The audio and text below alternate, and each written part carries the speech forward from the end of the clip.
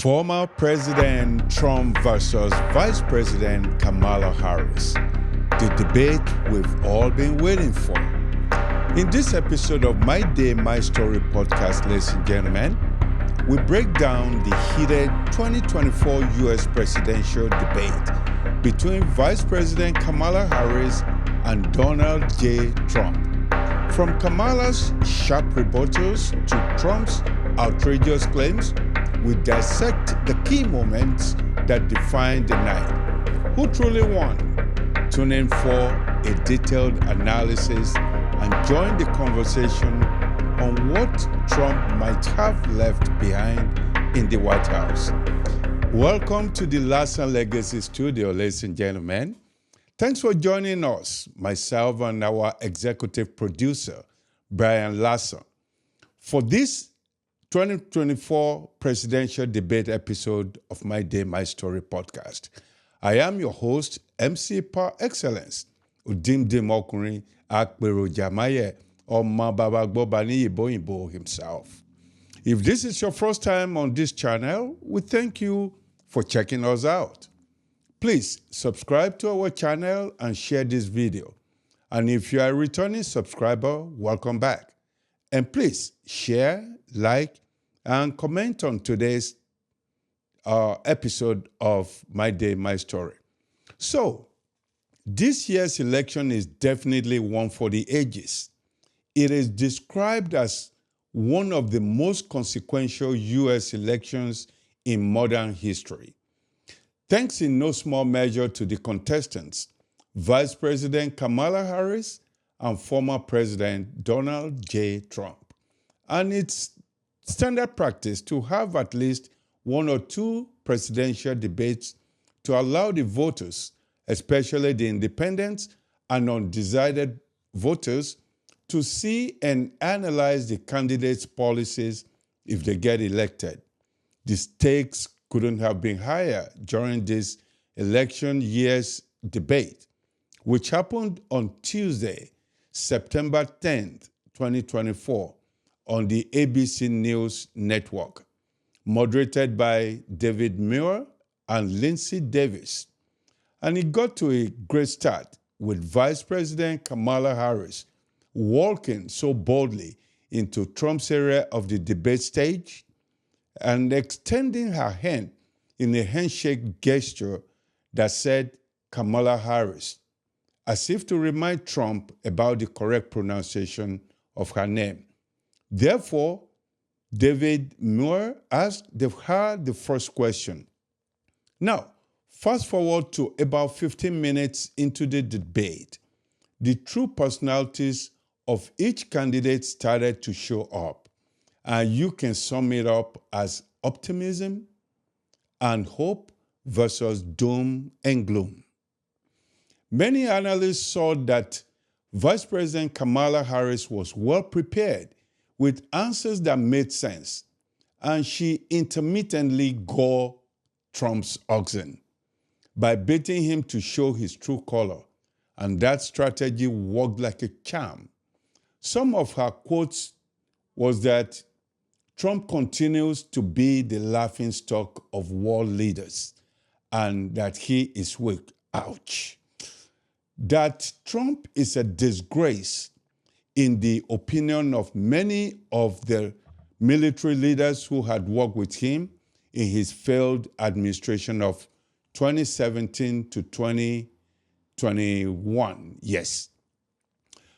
Trust Trump to prove that he's not an Omatoli Messi, and that when it comes to a hot debate, as they were having, that turning his palms sweaty, he'll prove that so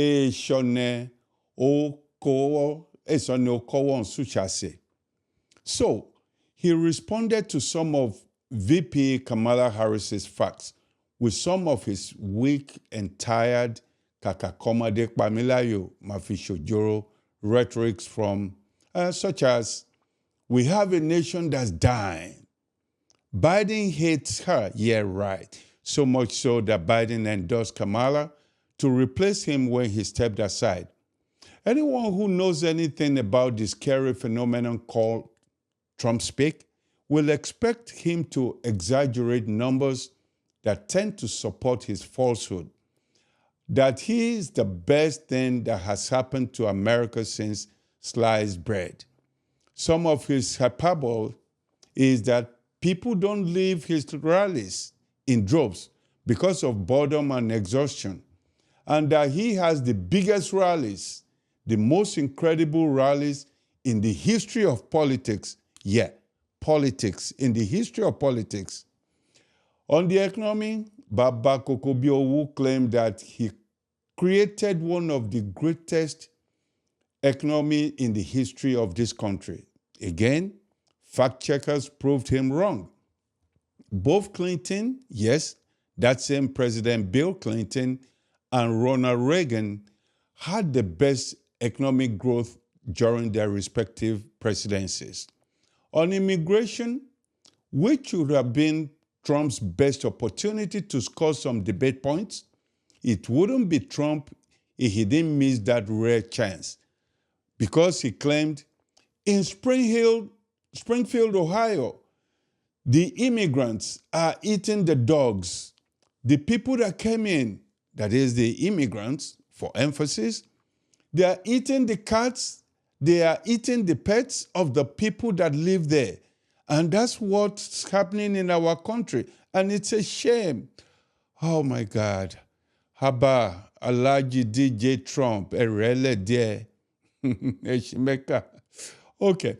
At this point, David Muir of ABC, one of the moderators, had to counter that ridiculous utterances by Trump by letting him know that ABC News had reached out to the city manager in Springfield, Ohio, who said that the rumor is completely false. Upon hearing that laughable statement by Trump, trust MC par excellence to corroborate the credible findings by David Muir. I had to check with Springfield, Ohio city manager, Brian Heck, if any Ondo indigents live in Springfield, Ohio, because the Ogun Festival is very close. I am yet to get an answer to my inquiry. I'll keep you posted when I do. Bottom line is, credible analysts and sources said Vice President Kamala Harris won that debate by far, a margin of 63% to Trump's 37%. At this point, Kamala seems to be singing Bros Me KSA's 70s hit song.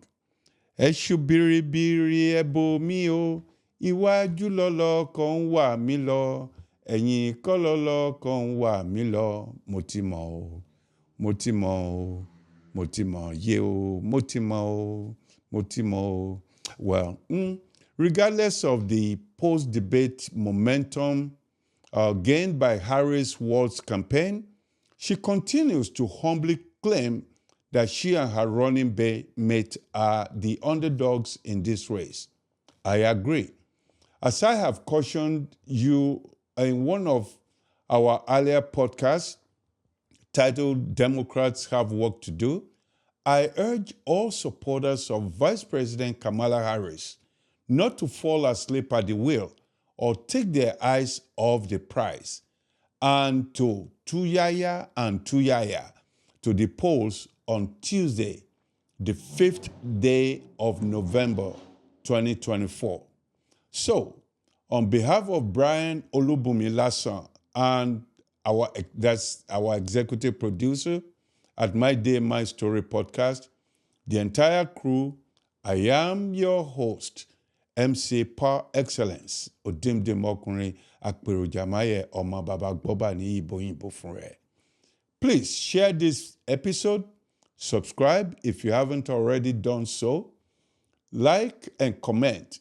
But before I go, please comment on a question that's been on my mind lately, and perhaps you have an answer for me. What in God's green earth did Donald J. Trump forget in the White House? What did he forget in the Oval Office? Perhaps we'll come up with answers. And if you know these answers, please, let's share them in the comment section. Until our next episode, have a wonderful time enjoying this. I'm MC Par Excellence. Thanks for watching. Here's another video to watch. Also, please take a moment to subscribe to our channel.